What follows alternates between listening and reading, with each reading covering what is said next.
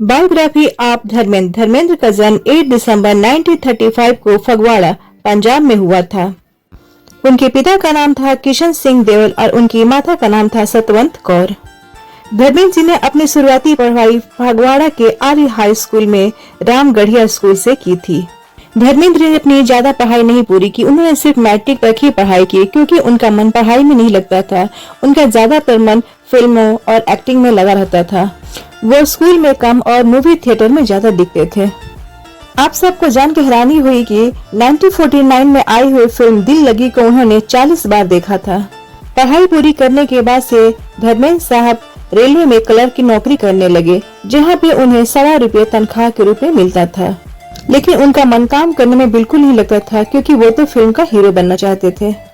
एक बार धर्मेंद्र साहब film fair पत्रिका के राष्ट्रीय स्तर पर आयोजित नए प्रतिभा पुरस्कार के विजेता थे और वो पुरस्कार विजेता के नाते फिल्म में काम करने के लिए पंजाब से मुंबई पहुंचे, लेकिन फिल्मों में काम करने के लिए उन्हें मौका नहीं मिला। लेकिन 1960 में अर्जुन हिगोरानी की फिल्म दिल भी तेरा हम भी तेरे में उन्हें काम करने का मौका मिला और वो उनकी बॉलीवुड डेब्यू थी। इस फिल्म के लिए उन्हें 51 रुपीज दिया गया था, जो उस टाइम काफी अच्छा अमाउंट था। उस फिल्म की एक्ट्रेस थी कुमकुम। हाँ, वो अलग बात है कि ये फिल्म कुछ खास नहीं चली, इसलिए उन्हें कुछ सालों तक संघर्ष करना पड़ा। लेकिन उसके बाद की आई हुई फिल्म बंदनी, सूरत और सीरत, फूल और कांटे से उन्हें अधिक पहचान मिल लगी। उनके बाद से उनकी फेमस फिल्में आई अनुपमा, मंजली दीदी, सत्यकाम, शोले, चुपके चुपके। धर्मेंद्र साहब ने हर तरह की फिल्में बनाई, जैसे कि ट्रेजेडी, रोमांटिक, कॉमेडियन, हट, और हर बार वो सुपरहिट ही रहे। धर्मेंद्र साहब को बहुत सारे अवार्ड भी मिले। उन्हें बेहतरीन अभिनय के लिए उन्हें फिल्म फेयर का लाइफ टाइम अचीवमेंट अवार्ड से भी सम्मानित किया। इसके अलावा उन्हें भारत सरकार द्वारा पद्म भूषण से भी सम्मानित किया गया है। धर्मेंद्र साहब अब तक 306 फिल्मों में काम कर चुके हैं। तो ये रही धर्मेंद्र साहब की फिल्मी करियर। आइए अब उनके कुछ पर्सनल लाइफ के बारे में जानें। तो धर्मेंद्र साहब ने 2 शादी की थी। उनकी पहली पत्नी का नाम है प्रकाश कौर, जिससे उन्होंने 1954 में शादी की थी। उनकी शादी अरेंज मैरिज हुई थी। उस टाइम धर्मेंद्र साहब की उम्र थी 19 साल और प्रकाश कौर से इनके 4 बच्चे हुए, 2 बेटा और 2 बेटी। बच्चों का नाम था अजय सिंह, जो कि सनी देओल हुए, विजय सिंह, जो कि बॉबी देओल हुए, और उनकी 2 लड़कियां हुई, विजेता और अजेता देओल।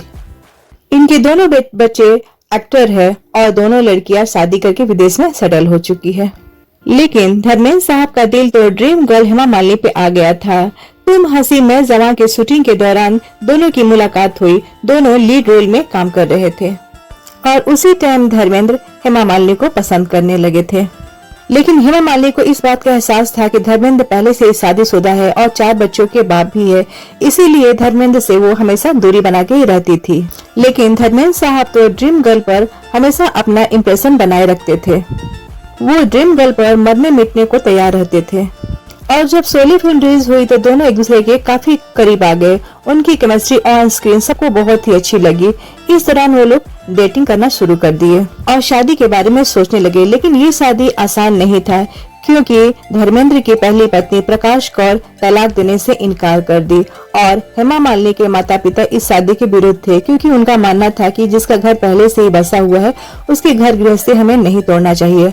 और उन्होंने हेमा मालिनी को काफी समझाया और वो हेमा मालिनी की शादी जितेंद्र से करवाना चाहते थे। लेकिन प्यार का किसी का नहीं चला और इसके लिए उन्हें अपना धर्म भी बदलना पड़ा। वो लोग ने इस्लाम धर्म को अपना लिया। धर्म परिवर्तन के बाद धर्मेंद्र ने अपना नाम दिलावर खान और हेमा जी ने अपना नाम आयशा खान रख लिया। और 1980 में दोनों ने समाज के सभी रीति रिवाज को तोड़ते हुए शादी कर ली और हमेशा के लिए एक हो गए।